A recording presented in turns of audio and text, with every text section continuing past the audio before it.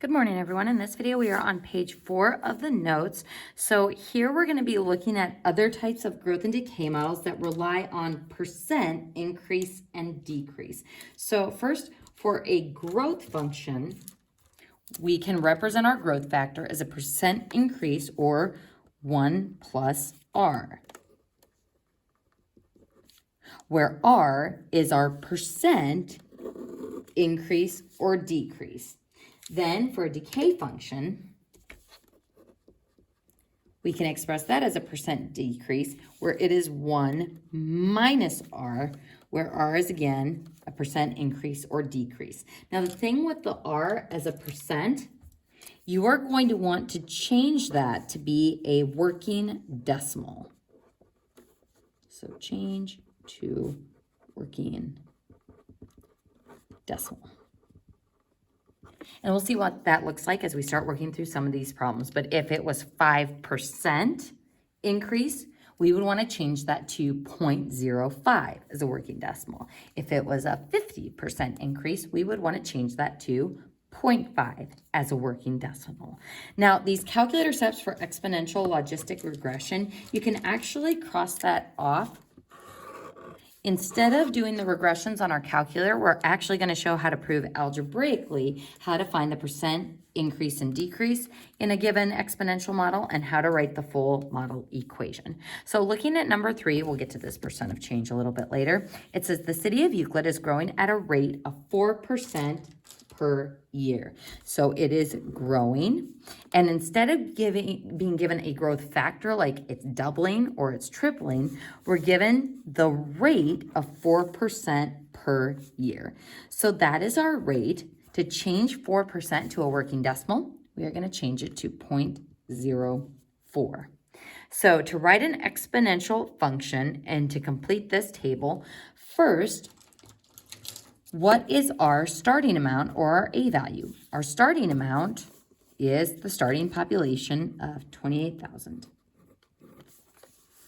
And then times our growth factor or our percent increase for this problem, it would be 1 plus r, the working decimal. So times 1 plus 0.04 raised to the t.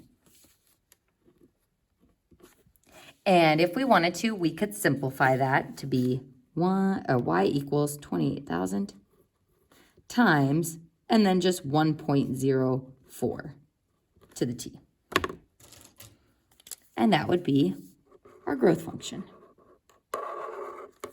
Now notice that we used the 28,000 as our initial amount. So 2015, instead of plugging those years in for t, we are going to let our t be based off of years since 2015. So 2015 would be time 0. So 2016 would be a t value of 1, 2017, 2, 2018, 3, and 4, and 5. So I would put a note to be careful of this on my math lab. So make sure your equation units match what you're actually wanting to use when you're doing those inputs. So if we want to fill out this table, we want to find out the population or the y value after these amounts of time have passed. So I'm going to go ahead and type this in on my calculator.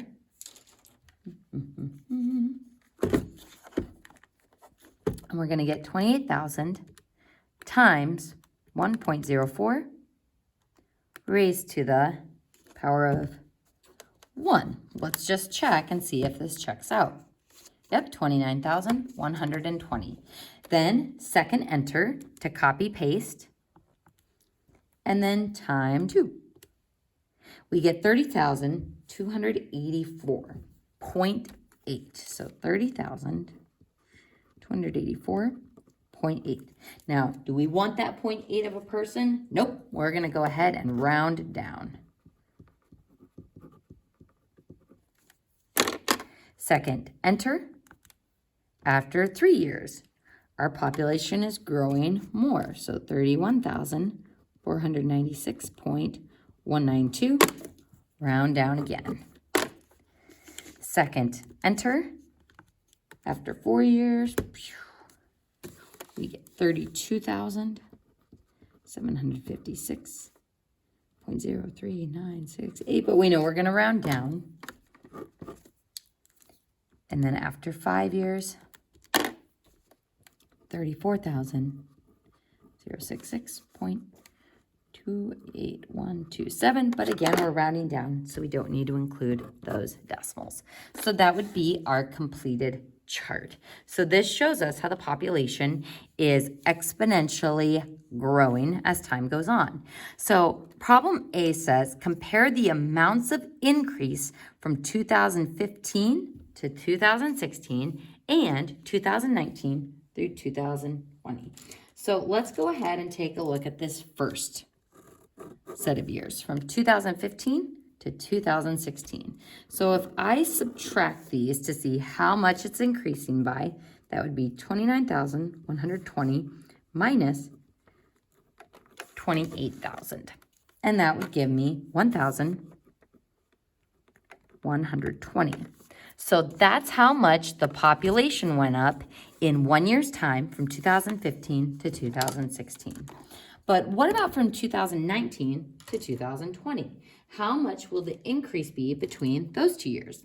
Feel free to make a prediction. Do you think it's going to be the same, 1,120, more, or less?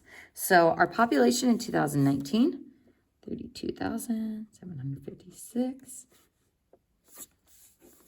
Oop, and I wrote the wrong one first. In 2020, it would be 34,066. And then minus 32,756. That gives us an increase of 1,310. So in 1 year's time, this was our increase. In another year's time, later, this was our increase. So folks, this is an important aspect of exponential growth. Every year, the amount of increase goes up. So every year, the amount of increase goes up.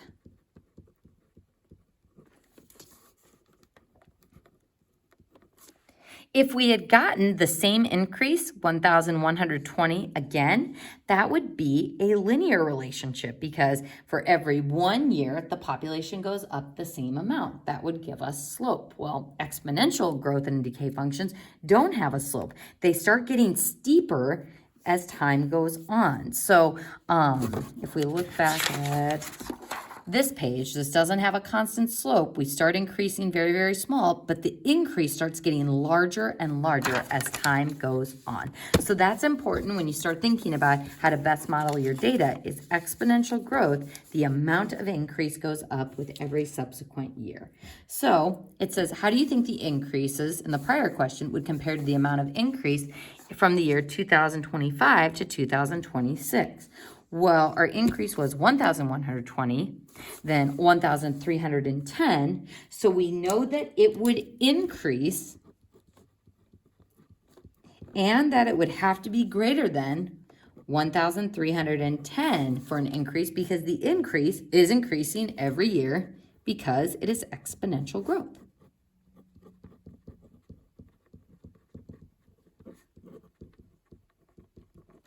So as you can see, populations are another good example of how we can model exponential growth and also exponential decay. We're going to see some examples later about how viruses can sometimes exponentially increase and decrease. Same with bacterium. Yucky things growing in petri dishes often follow some sort of exponential growth and decay. Now in problem C, this is where we are going to get into that percent of change formula. And actually, folks, this formula, it comes up every so often on the ACT, so it's not a bad one to commit to memory. The percent of change says if we take the final amount minus the original amount, this is the amount of change, divided by the original amount, and then multiply it by 100, we will get the percent of change. So in problem C, it says, what is the percent of change of the population from 2015 to 2020? So what is our original amount? 2015 is our original or starting amount. 2020 is our final amount. So using that formula, our final population in 2020 would be the 34,066, and then minus the original population in the year 2015, the 28,000, and then divided by the original amount. And then times 100 to make it a percent. All right, folks. Now, if I were to type this in on my calculator, what very important thing are we missing? Parentheses on the top of the fraction. So parentheses on the top, since it's a binomial, so parentheses 34,066 minus 28,000 divided by 28,000 and then times 100. And that gives me 21, let's go ahead and round to 2 decimal places, 21.66, and since I multiplied it by 100, 21.66%. So that is how we find the percent of change from the first year to the final year. So 21.66%. All right, folks, in the next example, we are going to be looking at the city of Westdale. Now, this city is experiencing a population decrease. It's declining by 7% each year. It says, write an exponential function and perform an exponential regression on your calculator to verify your model. We can go ahead and cross off that exponential regression, but we are going to verify our model using data points. All right, so let's go ahead and start by trying to write our exponential model or equation. So we know it's going to be y equals a times b, but since we're given a percent decrease, it will be 1 minus r to the t. So that's going to be 1 minus, and 7% as a working decimal is 0.07. So since it's declining, that's why we use the minus sign there. So percent decrease minus r, percent increase plus r. And this is raised to the t power, where t is our number of years since 2015. So 2015 would be time 0. This would be time 1, time 2, time 3, 4, time 5. All right, folks, so if I wanted to continue with this expression, my a value would be our starting amount. So y equals 47,500. And if I subtract these and simplify inside the parentheses, we get 0.93 raised to the t. Now, folks, be careful on my math lab because sometimes it will want you to use t for your power. Sometimes it will want you to use x. So make sure you're using the proper variable in the context of your problem. So this looks like our percent decrease as an exponential decay function. So we are going to verify this by trying to find this equation without using, without knowing the rate. So we are going to verify the percent decrease using data points. So let's say that we didn't know how much this was declining by, and all we had was the data in the table. We know what the a value is, so we'd still be able to say, hey, y equals 47,500 times b to the t or b to the x.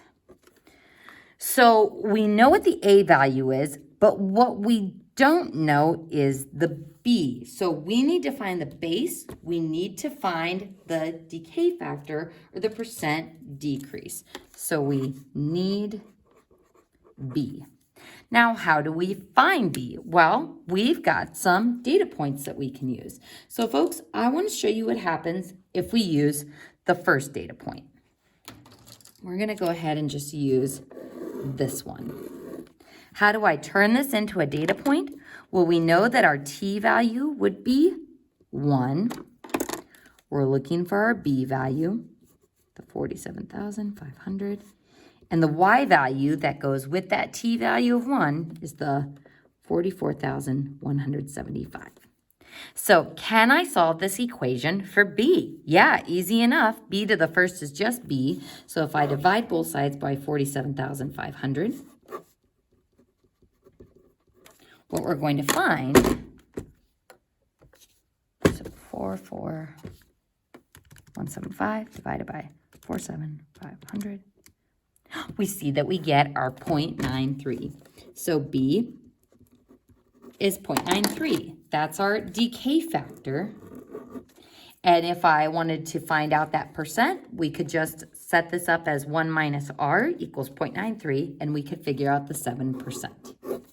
Now, what I want to show you is what happens if we use a different data point. Like, what happens if we use the last data point, where our t is 5 and our y is 33,045. So if I plug this into this general equation, we would get 33,045 equals 47,500. We're looking for our b, and the t is 5. So hopefully you can see why this one is going to be a little bit nastier to solve. I first want to isolate my b, and we can do that by dividing both sides by 47,500.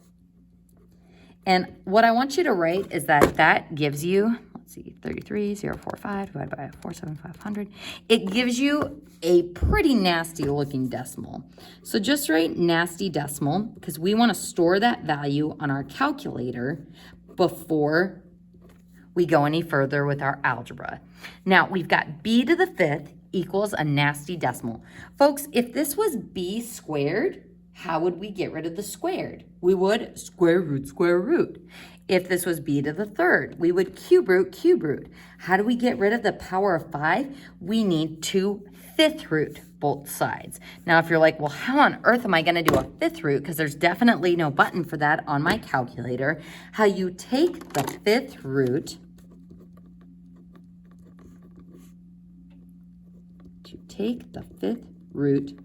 we're going to raise both sides to the 1/5 power. So raise to the 1 divided by 5 power. So let's see what happens when we do that. If I take this side to the 1/5 and this side to the 1/5, we are powering up. So what do we do with those exponents? We multiply them, and the 5th of 5 gives me b to the 1st. So I'm actually using my math spam rules to see that taking this power to the 1/5 is what will cancel it and give me b to the 1st. Now, if I take this nasty stored decimal and raise that to the older calculators, make sure you use parentheses around that 1/5 power, we see that we get 0.93, which is the same thing we got before. So on my math lab, as you're trying to solve for the growth and decay factors, just be careful that to get rid of powers, you can raise it to 1 divided by that power on both sides to get rid of it. And that concludes page 4 of the notes.